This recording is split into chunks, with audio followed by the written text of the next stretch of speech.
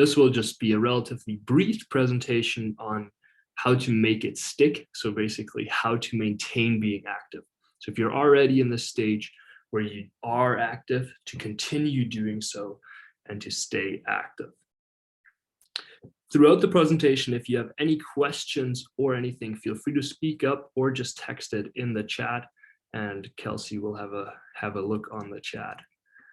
Okay, so what we're talking about today is the physical activity maintenance. What really is it and how can we attain it?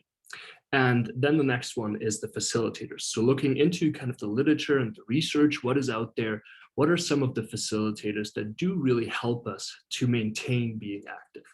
And the last thing is to have actual tools in the real life setting that can then address these facilitators and allow us to be physically active. Okay, to our first point, what really is physical activity maintenance? There's the model called the trans-theoretical model. And basically what it does, it lays out stages of your preparedness to be physically active. We're focusing today on this maintenance stage, so it's the last stage. Throughout all of those stages, so the action stages when you actually start doing exercises or physical activity, throughout all these stages, you can relapse back into the previous stage. So for example, if you are just starting to be active, something happens and you just stop for a week and you fall back into that preparation stage. However, your mindset is still pretty much set on being active and you want to get back into it and be physically active, you can always move from stage to stage. The maintenance stage was generally defined as having 6 months of continuous exercise or physical activity over a certain level. So for cancer survivors, this would be the 90 minutes of moderate to vigorous physical activity. However, a recent review from Grimmett et al. Actually found that the 6 months may not be that accurate, and it may be more closer to 3 months because he didn't really find any maintenance differences between the 3 months and the 6 months. So after 3 months of programming, you may already be in the stage where you feel empowered to be physically active, and physical activity is really part of your life. One of the key facilitators that studies have found in cancer survivors specifically, but also in the general population, is self-efficacy. Self-efficacy is the confidence in your ability to accomplish a task. So really feeling this, being an exerciser and feeling confident in, yes, I can do this, I can be active and go out there and accomplish my tasks. This is, as I said, a key facilitator and used to or was defined by Albert Bandura in 1977. Other facilitators that came out of this recent review by Grimmett et al. Were action planning, graded tasks, and social support. So for the action planning, it's really about setting these very precise goals. So you write down what exactly you want to do, really addressing all of the W's, so what, why, when, and making a clear plan on how you're gonna implement your goals. For the action planning, an important tool that we sometimes forget to address is the barriers. So there may be a week where you're pretty fatigued. So thinking beforehand what you're going to do in that week when you do feel fatigued to still be at least a little bit active is a good thing to do, because then when it comes to that point, you're prepared to do the certain thing that keeps you active. The next thing is graded tasks. So you're already active, and to continue down this path, really laying small incremental steps that get you further to your goal. This is really important because sometimes we have these big dreams and these big goals that we want to get to. However, setting these small incremental steps is really important because we never want to push it too hard. For example, if we're relatively inactive and then do a very hard exercise, we all know how that feels. We're pretty down and we don't really get the benefits out of exercises the next couple of days, but we actually feel a little bit worse. And we don't want this negative cycle, we want the positive cycle. So feeling sore for 1 to 2 days is okay if you then feel empowered and good after it. So having these smaller steps rather than these big lapses. And the last point is social support. We as human beings are social beings. And I think at least doing physical activity or any tasks with friends or family is more fun, but it also offers you the opportunity to have this accountability buddy. So somebody that really keeps you accountable to the goals that you set and then works on you to attaining them. As we just said already, we were talking about the SMART goal or the goal setting. SMART goals is a great tool because it actually addresses all three of these components that we just talked about. So what the acronym SMART stands for is specific, measurable, attainable, realistic, timely, and together. If we look at the first two, specific and measurable, they sound pretty similar than the action planning one. So it is really about what, why, where am I going to do it? Really specifically stating what is the thing that you want to implement, and then having it measurable so that you keep yourself accountable and there is something where you have your plan, you set it out, and it is actually something that you can track over time. The next three, attainable, realistic, and timely, are very similar to the graded task one. So they can't be these huge goals like, I'm going to run a marathon tomorrow. It's probably not the most likely thing that I'm going to run a marathon tomorrow. So I got to set these small tasks to get to that goal. And then maybe in a year from now, if I go frequently out for a run, then I would potentially make that marathon at some point. But having these realistic goals that are timely and attainable in this time frame is really addressing these graded tasks. And the last piece, the togetherness, as we just said, that is the social support piece. So having somebody that keeps you accountable, and on the days where you feel like you can't do it, having that buddy next to you that's knocking on your door and saying, let's go, we're going out for a walk, is something very empowering and can really keep you active. And on the other side, when they have a down day, you can be there for them and you can still be active together. Now that we set our goals, let's look at how to implement them in a proper manner. If you're in a position where you're prescribing exercise, one of the key things is to really make it personalized to the individual that you're prescribing exercise to. If you want to change and be more physically active yourself, again, making it personal to you is really crucial here as well, because there is no one fits all. I'm just gonna let Dran in here. There's no one fits all. So there's no one formula that works for everybody. It's really about the individual, what their priorities are, and what's important to them. And that leads us to the next point, the empowering point.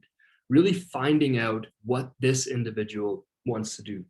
What is their priorities? What activities do they like? What are some of the things that they can do and some of the things that may not be in their scope?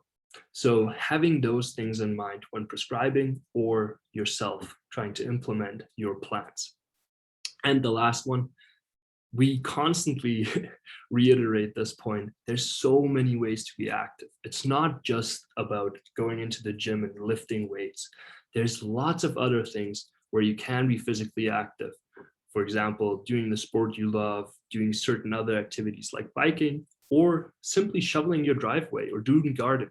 Whatever you enjoy doing, whatever keeps you active, and whatever is something that you actually can do that is attainable. The last piece is something we often forget, making it fun, because it is crucial that we do enjoy what we're doing. If we're constantly just draining to go and do the physical activity, it's probably pretty hard to maintain it for a long time. So figuring out ways that make it fun, that you can combine it with certain things that you're really passionate about, is a very important skill to learn, because then it's fun and it's probably more easy to do on a consistent level. A key thing here is if you have something that you really don't want to do, combining it with something that you really enjoy doing. So for example, if you have a TV show that you love watching, one thing could be you could watch that TV show while doing, if you don't like working on your quads, doing a wall sit or some squats during that TV show, so you can combine both and get the best out of both. Okay, now we set our goals and then we implemented them. Now another key piece here is to track that progress. Tracking progress has a lot of positive benefits because it gives you this positive affirmation of how you're doing. So tracking that progress in the weeks, we all have those weeks where we feel a little bit down and we feel like there's not really progress, we're not doing that well. However, if we have that tracked over a certain longer period of time, for example, several months or even years, we do see that progression or that maintenance of physical activity or the other things that you are interested in. So that's something really important to note down how you're doing on each day to then follow that trend along. Another key piece that tracking does for you is it keeps you accountable to your goals. You set your goals, and then having that constant feedback of how you're doing really makes sure that you are making your goals. And that leads us to the last point. It reaffirms and allows you to adjust your action plans. Maybe you set your goals a little bit too high and you can't attain them by seeing that you can't attain them through tracking. Then you can readjust your goals and set them a little bit lower. On the other hand, if you're doing great and you set your goals in gradual little steps and you're accomplishing them one after one, then it's maybe time to set new goals and to set new goals and really drive then your progress from there. Okay, how to track. There's lots of ways to track. I'm going to focus here on 3 bigger ones that are commonly used, including exercise logging and diaries, smartphone apps, and activity trackers. At this point, I'd be interested of all of you, what have you used so far? So maybe just put it in the chat or unmute yourself. What are some of the tracking tools that you have used so far? Just so I get a general overview on what the Fitbit, Strava, yeah, so apps and trackers. Apple Watch from Karen. The Conquer Challenge, okay. Fitbit. Pen and paper, yeah. So there's a wide variety of things how to track. Apple Watch, online fitness challenges, yeah, perfect. Yeah, there's a wide variety. And again, it really comes down to what works for you. All of the tracking tools that we have certain benefits, but also certain downfalls. So it's just important to know them and then pick whatever works for you. So the first one, as mentioned here in the chat already by Joanne, is journaling. So if you are somebody that keeps a diary, this may be super applicable and very easy for you to do. Some advantages from journaling are that you have that conscious recall. So you're really reflecting back on your day. How active was I today? Really thinking it through, and that then leads to that behavior change because you're actively engaging with how active you are, and that's constantly on your mind. So it helps you maintain those physical activity levels. The next thing is it's personalized. You can decide to write whatever you want into your journal and in whatever fashion you want. Leading us to the next point, the comprehensiveness. You can choose then, if it is personalized, to how much you want to write on certain things. Like, for example, tracking your fatigue, tracking your physical activity. What are some of the priorities that you really care about? Some disadvantages that come with tracking is that it can be quite time consuming. And with that time consuming part, that's where it sometimes is hard to continuously do.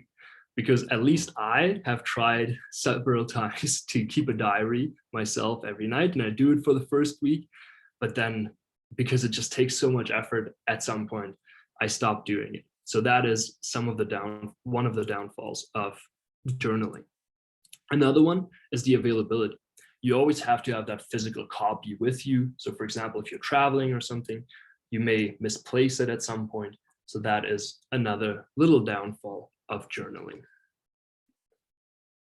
Moving on to smartphones apps, which are basically the digital version of journaling. There's lots out there, and I saw a couple of you are already using some of them, like Strava, and other fitness challenges could be considered under that as well. So some advantages are that they're normally more simplified and automated. So you have your record of certain things that you type in, and they're constantly there. They organize themselves. You see potentially certain trends, and depending on what app you use.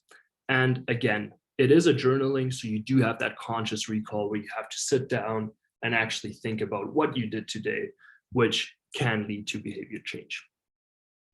The next one is it's always available. In the time that we live in, most of us probably carry around a phone or a tablet, at least have it close to them at some point. So it normally gives you the availability because you just have it with you. Just type in quickly what you did today, and it normally makes it a little bit easier compared to the physical hard copy of a journal. Some disadvantages of using a digital journal or smartphone app is the accuracy. And that comes more down to measuring your heart rate or your step count or things like that with your phone specifically, because they're not really designed to measure those things. They're not an activity tracker that has the technical abilities to actually track that. They're just estimations based on the movement of the phone. So that's something just to keep in mind, and not to get too harsh on yourself if the numbers don't line up properly. The next one, it's not really tailored to you. So with those smartphone apps, they normally have to have at least some kind of a structure. With some of them, you can actually tailor them towards yourself, but they have some kind of a structure. So it's not like a journal where you can just write whatever you want. And the last one to keep in mind is privacy. Different apps have different regulations around privacy, but it is always just something to keep in mind, to check in on how they're using your data. And yeah, that is something to keep in mind with the smartphone apps. Last but not least, the activity trackers. So they come in lots of forms and shapes. So for example, there's very stylish ones that almost look like a normal watch, or there's very high technical ones that give you a lot of different metrics. And again, it really just comes down to what your preferences are and what you're really interested in tracking. Some of the advantages are that they're relatively low effort. You just have to put them on your wrist. You don't have that conscious recall. It's basically just the activity tracker does the tracking for you, keeps count of all the numbers, and then you can look it up in a smartphone app if you connect that tracker to that app. The other thing is that they're relatively accurate, and they do get more and more accurate. Again, I'm saying this with a caveat because some of them are not there yet. They're not super accurate yet. However, they are constantly improving, and they are one of the most accurate things that we have nowadays. Another thing is they're relatively easy to maintain because, again, there's not that large effort involved with it, like having to sit down and write down things, but you just have it on your wrist and it's doing basically all the tracking for you. And then you choose how much do you want to engage with that data. The last disadvantages are the cost of them. Some of them can be quite pricey. So that's just something to keep in mind. But it also, again, depends on how many of the different metrics do you want to have. Are you really interested in having a GPS tracker or a heart rate in it? Or are you just interested in the accelerometer data? So how fast you're moving, basically. And the last thing is you don't have that conscious recall. So then the question is, how much does it really help you to change your behavior or to continue your behavior in maintenance? Okay, we're wrapping up here. I hope what you took away from this little chat today is that it's really important to set goals, and these goals have to be attainable and really align with what you can do, and then hopefully doing it together with some other people, which gets us to the next point, making it meaningful and fun. So once you implement your goals, really make sure that they are something that you care about and that you enjoy doing, potentially with other people. And the last thing, once you are doing those things in the maintenance stage, really keeping a record of it and tracking it in whatever way, again, works for you, because then you know how well you're doing and you really know how much you improved over time. And that can be something super empowering to continue to stay active. Thank you very much. And please let me know if you have any questions. I'm going to stop here.